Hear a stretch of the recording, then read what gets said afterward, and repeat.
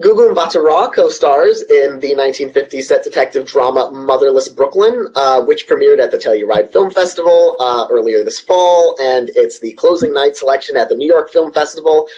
First off, what attracted you to this film when you first heard about it?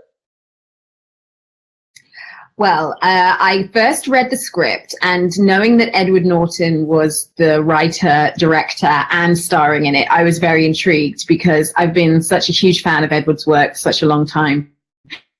And, is synonymous with quality. So I was very excited about the prospect of working with him. And then, reading the script, knowing that it was a detective noirish thriller, set in the 50s, which was a period I've never done before. And I just loved the character as well. My character, Laura Rose, I just thought she was so refreshing. Usually when you see women in 50s movies, they're either, the femme fatale, if it's the, noir genre, or a 50s housewife. Was this all of those stereotypes as a lawyer, a woman of color, a lawyer in the 50s, an activist for her community. I just thought it was a really refreshing character. You play Laura Rose in Motherless Brooklyn, a savvy community activist in the New York political world. What did you most like about playing this character? Well, it was really intriguing to me reading the script, the way that Laura is first presented to us through Lionel's point of view. We don't know much about her, but I loved how her arc reveals itself.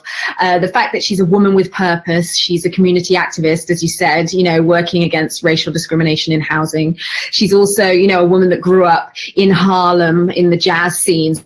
So she sort of straddles these two different worlds, from the jazz club to the activism and being a trained lawyer.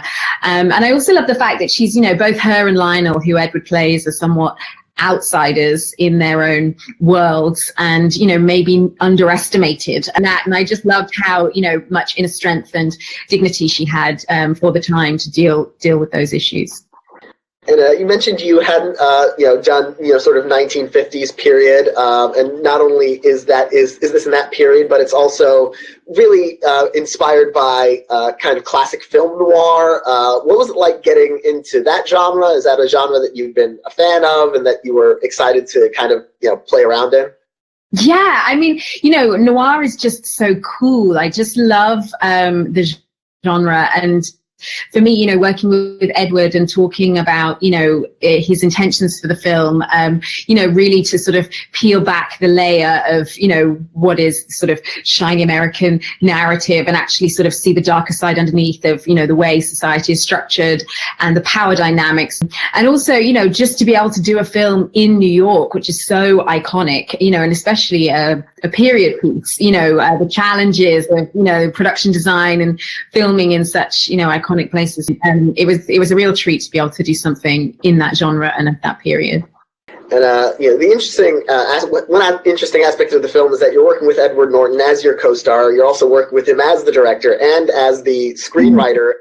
What's it like working with a co-star who's wearing all those different hats, kind of in the same scene that you're in, directing you, acting with you? What was that?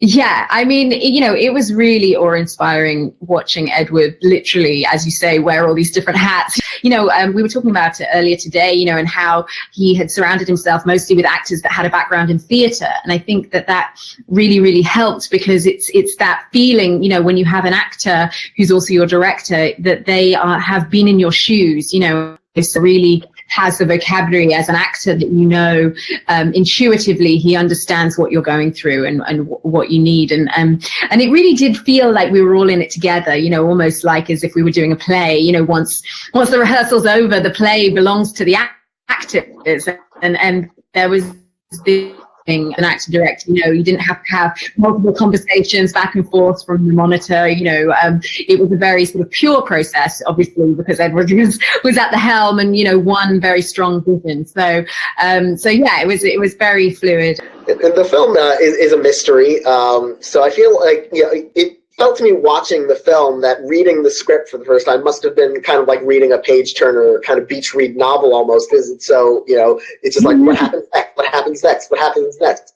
Was that kind of the experience of getting to read it? Yeah, and because I hadn't read the novel Motherless Brooklyn, so my first experience was reading the script, and it was a beautiful script. I mean, a really dense, sophisticated language, and everybody's dialogue, there was New York rhythms, and every character when they're introduced comes in with these big, monologues, and you definitely felt like it was a real actor's piece, which was exciting. And for me, just all of the layers. I mean, you read it the first time and you get one level. I read it the second and third time. The richness of the world just sort of kept on giving in a sense. And, you're starring in this film about 1950s New York. What kind of preparations or research did you do to play a Black woman facing the unique challenges that she would face in this particular area, in this particular era, and in this political setting that she's involved in? Yeah, it was really fascinating to me. Obviously, I'd never done anything in the 50s before, and I'd actually never shot this movie, so it was very important for me to actually research the history of Harlem. And I called up my friend Denise Verse, who's an actress I worked with, who played actually the older version of me in a Black Mirror episode I did, San Junipero, and she's lived in Harlem for many years, and she invited me up. We had lunch and did a tour of a lot of the historic landmarks, and just appreciating the jazz scene, appreciating the history, visiting Columbia, all of that, just understanding where Laura might have studied, what her life might have been like. Listening to the music of the period, we have this amazing score by Daniel Montgomery, and original song by Tom York, was a very contemporary songwriter, but Wynton Marsalis did this incredible arrangement of a trumpet solo inspired by Miles Davis, and listening to Miles Davis and a lot of Billie Holiday, and then just talking to Edward, who has done such a deep dive into the research in terms of Robert Moses and epic books like The Power Broker, and understanding the history of New York on that level, and the city itself. I mean, when you're filming in New York, it gives you so much, because we were in the real locations, iconic places. Now you have another project coming out this fall that I'd like to talk a bit about, the morning show on Apple TV. It's one of the flagship shows on Apple TV. How did that opportunity come about? Yeah, I got sent the first couple of episodes of the script from Kerry Erin, the showrunner, and Mimi Leader, the key director. And, I was just blown away by intelligent and really contemporary and this very juicy Machiavellian world of behind the scenes in morning television, which is always something that has intrigued me, and also the cast that was attached. Obviously Jennifer Aniston's friend, Steve Carell's first TV show since The Office, these real titans of television and amazing actors, and Reese Witherspoon, of course, who's producing. So I was just very excited to work with them all.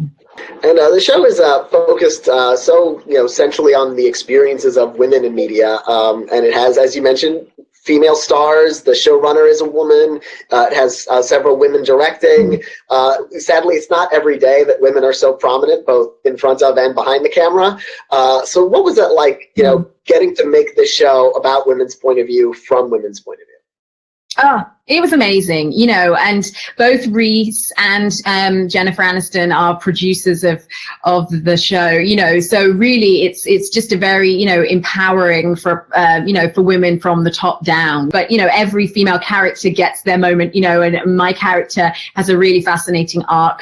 And, I think that the conversation around the show is going to be really, really fascinating. So I'm excited for people to watch it.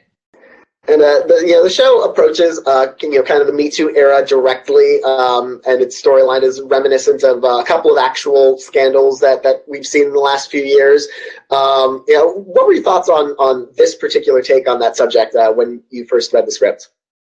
A book called Top of the Morning, The Cutthroat World of Morning TV, which is, a very juicy read, but also, as you said, inspired by real events. I mean, our show is fiction, but, it's set in the modern day. And I think, it's always inspiring to work on shows that have a real resonance, as you said, especially post Me Too era, in the media world. And now what?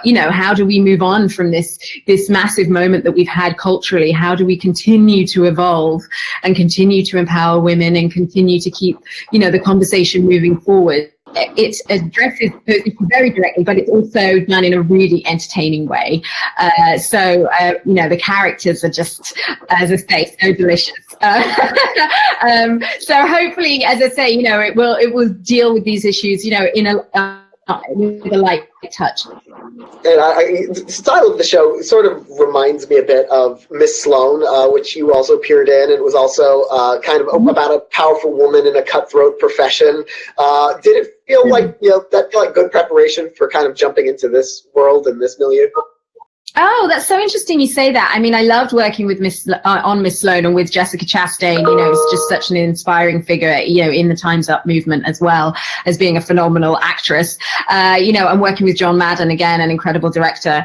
But certainly in terms of the writing, in terms of the fast talking, the pace of the scripts and the way that these very ambitious characters sometimes, have a very sort of ferocious exterior, but actually, there's a lot of vulnerability and ego and, a lot of damage going on there. And those are always, fascinating characters to play, and characters that have secrets. And I think that that's, going to be really fascinating as the show evolves, as well. I think they're always interesting characters. And what's it like, being on this show that's launching this entire new platform? Is that quite a different experience from like when you did Black Mirror? Netflix was already pretty established, and now this is you're kind of a centerpiece for Apple TV. No pressure.